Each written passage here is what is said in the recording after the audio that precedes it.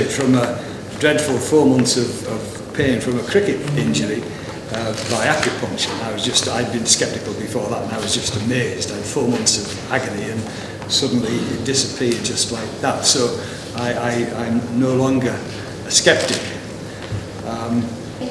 At the end of April, when the THMPD becomes fully implemented, practitioners of all these different traditions that are in this room will potentially lose access to any medicines that are made up by a third party. Now that has a huge impact, a massive impact, both for our colleagues in TCM, for our colleagues in Ayurveda, for our colleagues in Tibetan medicine, and for those of us in the Western tradition. Huge swathes of our medicine can just disappear. And that clearly is not in anybody's interests. Obviously we're concerned as practitioners, but our patients even more so, because our patients are relying upon these medicines, and in some cases have relied on these traditions, whole families, whole generations that are living in this country. It is their way of life that they use these medicines, and act that it isn't something we can delay any longer. There has been 10 years of work gone into this process. At every stage of that process, the government, the Department of Health, has consistently said that they are going to go ahead with a statutory register of herbal medicine and traditional medicine systems. The tone of the current consultation, which I have a copy of here, which is a considerable document, makes it plain that they are now considering not moving forward with registration. I would like to impart to you a message from our Honorable President of Patanjali Yogpith Trust, His Holiness Yoga Sri Swami Ramdev Ji. Ayurveda is an integral part of our lifestyle, culture, tradition, and civilization of people of Indian origin.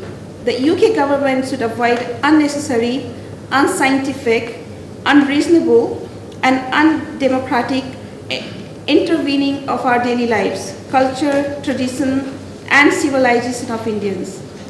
In effect, the government is now saying that public safety does not matter. After all the appropriate consultations with various steering groups, such as the Health Professions Council, and recommendations from respected and qualified advisors like Professor Patillo, and representatives of Ayurveda and other major disciplines, the volte-face displayed by the government in going back to square one does nothing to help either practitioner or public confidence. The question of evidence-based medicine is posed on a false premise. Only about 20% of mainstream treatments and procedures have an evidence base.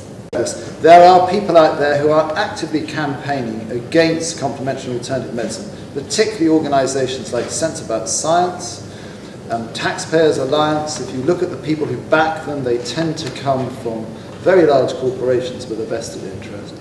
They will try and rubbish what you're doing, and you need to fight back. And I had a go at them the other day because I raised in the chamber the links between astronomy and astrology and Ayurvedic medicine and Chinese medicine. And I said that the scientific community, some of the scientists were superstitious because they were reacting emotionally and not rationally, that they were ignorant because they didn't know the subject, and that they were prejudiced, and racially prejudiced at that. And not many of them have come back, but you know, now is the time for you to believe in what you're doing and get out there and be more aggressive. You know, we need you're on a roll anyway. Everybody wants your services. They're everywhere, and you need to have confidence. And that's one of the reasons I took that on the chin, as we say, decided to hit back, because it's no good them saying it's all nonsense. There's no evidence. There's plenty of evidence. Evidence in homeopathic medicine. Lionel Milgram, people like that, have got an institute. There's lots of research, but they don't care to look at it. So you go and see your members of parliament and you say, look, this is what the people want. You know, the old saying in British politics, people vote with their feet. All these shops in the high streets wouldn't be there if it didn't work. People are not idiots.